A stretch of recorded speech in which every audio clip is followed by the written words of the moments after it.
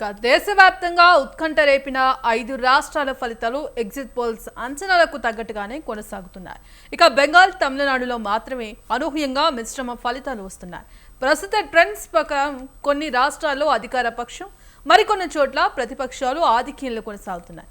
ఇక అత్యధిక అసెంబ్లీ స్థానాలున్న పశ్చిమ బెంగాల్లో బీజేపీ డబుల్ సెంచరీ దగ్గరలో ఉంది. అధికార టీఎంసీ మాత్రం సెంచరీ స్థానాలకే పరిమితమయ్యే అవకాశం కనిపిస్తోంది. ఇక నటుడు విజయ్ స్థాపించిన టీవీకే పార్టీ 106 స్థానాల్లో ఆధిక్యాన్ని ప్రదర్శిస్తూ ఎక్కువ స్థానాలు సాధించిన సింగిల్ లార్జెస్ట్ పార్టీగా రికార్డు సృష్టిస్తోంది. ఇక తమిళనాడులో స్టాలిన్ నేతృత్వంలోని డీఎంకే 56 స్థానాల్లో ముందంజలో ఉంది. ఏఐడిఎంకే 71 స్థానంలో ముందంజలో ఉంది. ఇక కేరళలో యూడీఎఫ్ 85 స్థానాల్లో ఆధిక్యంలో ఉండగా ఎల్డీఎఫ్ 40 స్థానాలకే పరిమితమైంది. ఇక అటు అస్సాం, పుదుచ్చేరి, బెంగాల్లో బీజేపీ ఇప్పటికే మ్యాజిక్ ఫిగర్ దాటేసి దూసుకువెళ్తోంది. ఇక దాదాపు ఎగ్జిట్ పోల్స్ ఇచ్చినట్టుగానే ఫలితాలు ఉండే అవకాశం కనిపిస్తోంది. ఇక ప్రస్తుతం కేరళలో కౌంటింగ్ ఏ విధంగా ఉంది, ఎంత శాతం మేర ఓటింగ్ నమోదైంది, అలాగే ఎంతవరకు ఏ పార్టీ ఆధిక్యంలో ఉందనడానికి అప్డేట్స్ తెలియజేయడానికి మా ప్రతినిధి లిఖిత సిద్ధంగా ఉన్నారు. Likhita. Right, thank you Bhagyashree. ఇప్పటికే కేరళ విషయానికి వచ్చేసరికి అయితే దాదాపుగా 80% ఓట్లయితే నమోదైనట్లుగా తెలుస్తుంది. అయితే ఇందులో భాగంగానే దాదాపు 40 సంవత్సరాలుగా కూడా ఆధిక్యంలో ఉన్న పార్టీ ఈరోజు రిజల్ట్స్ పూర్తి స్థాయిలో మార్చేశాయని చెప్పుకోవచ్చు.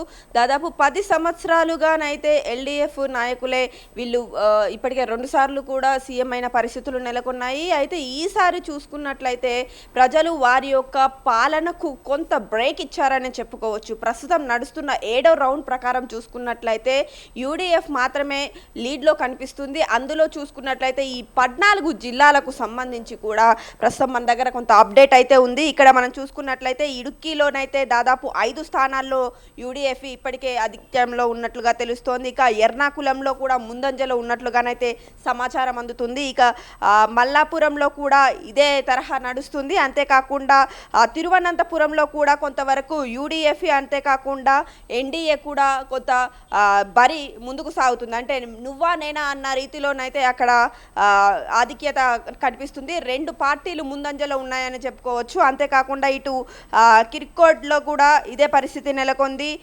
యూడీఎఫ్ఏ ముందంజలో ఉన్నట్లుగా కనిపిస్తుంది. ఇక వయనాడులో కూడా ప్రస్తుతం యూడీఎఫ్ఏనే ముందంజలో ఉన్నట్లుగా తెలుస్తోంది. ఇంకా కర్నూలు ఇక్కడ చూసుకున్నట్లయితే కొంతవరకు ఎల్డీఎఫ్ ఆధిక్యంలో కనిపిస్తున్నట్లుగా తెలుస్తోంది. ఇక త్రిశూల్లో కూడా యూడీఎఫ్ఏ ముందంజలో ఉంది. మిగతా ప్రాంతాల్లో కూడా చూసుకున్నట్లయితే కొంతవరకు అదర్స్లో కూడా దాదాపు 5 స్థానాల్లో ఉన్నట్లుగా తెలుస్తోంది. కానీ ఏది ఏమైనప్పటికీ కూడా అక్కడ నమోదైన ఓటింగ్ కావచ్చు, అంతేకాకుండా ఈరోజు జరుగుతున్న కౌంటింగ్ వ్యవహారానికి సంబంధించి చూసుకున్నట్లయితే ఇప్పటి వరకు 7 రౌండ్లు పూర్తయ్యాయి. ఈ 7 రౌండ్లలో కూడా ఈ యొక్క యూడీఎఫ్ఏ ముందంజలో కనిపించడం అనేది గమనార్హం.